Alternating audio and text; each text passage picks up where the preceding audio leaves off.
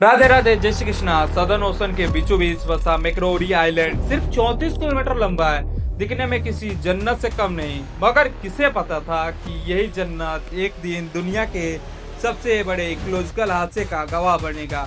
1810 में जब खोजी पहली बार यहाँ पे पहुंचे तो यहाँ का नजारा अद्भुत था। बीच पे आराम करते हुए एलिफेंट सीज, रॉयल पेंगुइन की गूंजती आवाजें और इंसानी कद से भी ऊंची घासें वाली झाड़ियां। वहाँ के जानवरों ने कभी शिकारी नहीं देखे थे, इसीलिए उनके सर्वाइवल ट्रिक्स भी बहुत मासूम थे। लेकिन जिस दूर दराज के लोकेशन ने इसे सुरक्षित रखा था, वही इसके सबसे बड़ी अब कमजोरी बनेगी। 1800 में सिन हंटर्स के साथ यहाँ चुपचाप एक अनचाही मुसीबत भी चली आई। छोटे छोटे चूहे और माइंस इस जन्नत में ना शिकारी थे, खाना भरपूर था और छुपने के हजार ठिकाने। जल्द ही इन्होंने पूरे आइलैंड को अपने कब्जे में ले लिया। सबसे पहले शिकार बने पेटेल्स जैसे मासूम पक्षी, जो जमीन में बिल बनाकर बेखौफ अंडे दे दिया करते थे।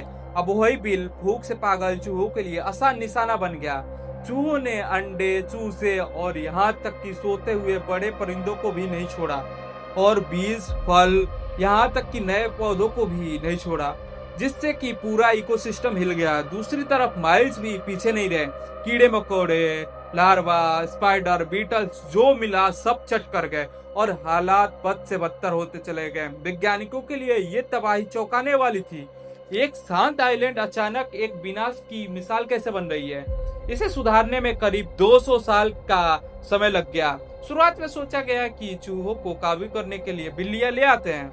ये बिल्लियां, जिन्हें समाधान समझा गया, आगे चल के मैक्रोरी आइलैंड के लिए दूसरी सबसे बड़ी विनाशकारी ताकत बन जाएगी। चूहों को तो पढ़ने में बहुत माहिर थी, लेकिन यहाँ तो उन्हें और भी शिकार आसान मिल गया।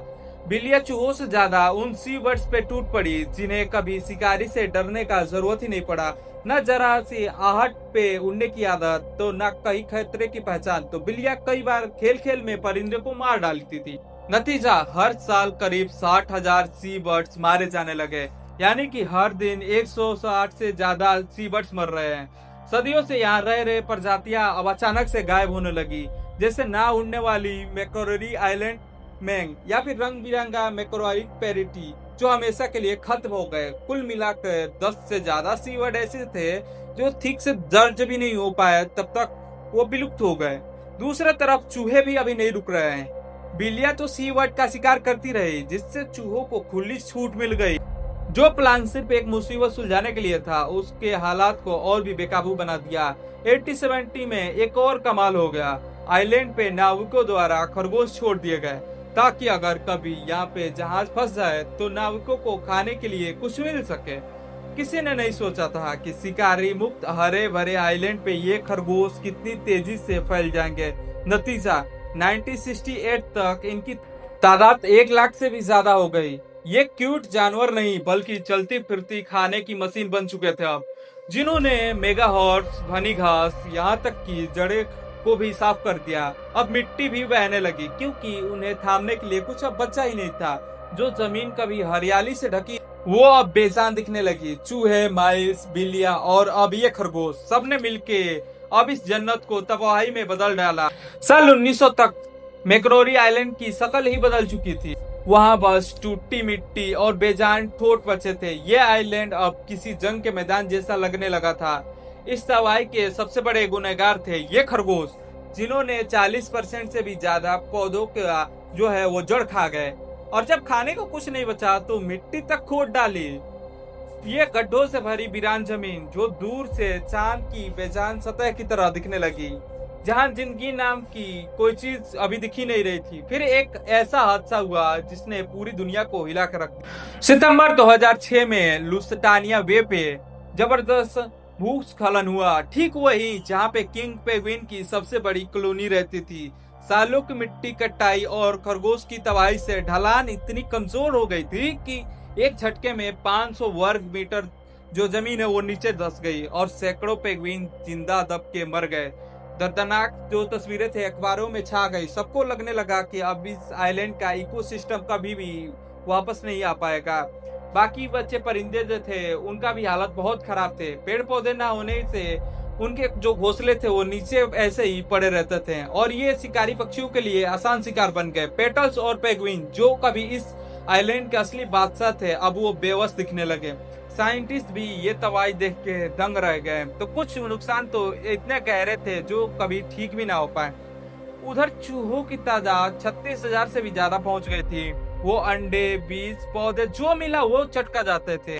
माइस भी 1 लाख से ज्यादा हो गए और बचे कुछ चीजें को कुतरने लगे। हालात इतने बिगड़े कि कुछ रेयर पौधे और जानवर अब रिसर्चर्स के लिए जो छोटे छोटे घर है उसमें ही दिख रहे थे। और उनकी 2 अनोखी किस्में तो पूरी तरीके से इंसानी देखभाल पर ही टिकी थी। 1985 में बिल्लियां हटाने का एक बड़ा ऑपरेशन चला। जून 2000 तक करीब 2500 बिल्लियां हटाकर आइलैंड को बिल्ली मुक्त घोषित कर दिया गया। शुरुआत में लगा जैसे बहुत बड़ी जीत मिली हो। ग्रो और ग्रे पेटियल्स सालों बाद वापस आ गए, मानो कि अपना घर वापस पा लिया हो। लेकिन बिल्लियां हटते ही खरगोश 3 लाख से ज्यादा हो गए। जो भी हरा भरा दिखा, घास, पौधे और मेगाहर्ट्ज सब चट कर डाला। मिट्टी थामने वाली जड़ को खा गए। पहाड़ियां खिसकने लगी और तबाही इतनी बड़ी थी कि सैटेलाइट इमेज में भी 2000 से 2007 के बीच का जो फर्क था वो साफ दिख रहा था। जो परिंदे उम्मीद लेकर लौटे थे उनके लिए हालात और भी डरावने हो गए। बिल्लियां तो हट चुकी थी मगर घोंसले बनाने के लिए ना घास थी ना छाव थी। बिना छाव के अल्बाट्रोस और पेंगुइन के बच्चे सीधे धूप और बारिश के लिए और शिकारी पक्षियों के लिए आसान निशाना बने। पैट्रियस ने जमीन में बिल बनाने के लिए बहुत कोशिश की लेकिन मिट्टी इतनी ढीली थी कि वो नाकाम रहे। 2007 तक उसकी हालत जो आइलैंड था इतनी बिगड़ चुकी थी कि वो अभी यहाँ पे नर्क दिखाई दे रहा था। अब वो पूरी तरीके से तबाही के कगार पे थी। एक्सपर्ट तो कहने लगे कि अब तुरंत कुछ नहीं किया गया तो ये जगह शायद कभी रिवर्स नहीं हो पाएगी। इस खतरे को समझते हुए ऑस्ट्रेलिया सरकार ने एक बड़ा फैसला लिया। आइलैंड से हर बाहरी जानवर को हटाना, मतलब हर चूहा, खरगोश और माउस का पूरी तरीके से सफाया। ये उस दौर का सबसे बड़ा और सबसे महंगा वाइल्ड लाइफ प्रोडक्ट बन गया। करीब $24 मिलियन से भी ज्यादा पैसे खर्च हो गए और फिर जाकर तब ये 2018 तक ये सारी चीजों से मुक्त हो पाया और अब जाके धीरे धीरे इसका इकोसिस्टम रिवर्स हो रहा है। आप क्या सोचते हैं, इसका जिम्मेदार कौन है? नीचे कमेंट बॉक्स में जरूर कमेंट करें और अपना राय जरूर दें। तब तक के लिए राधे राधे। जय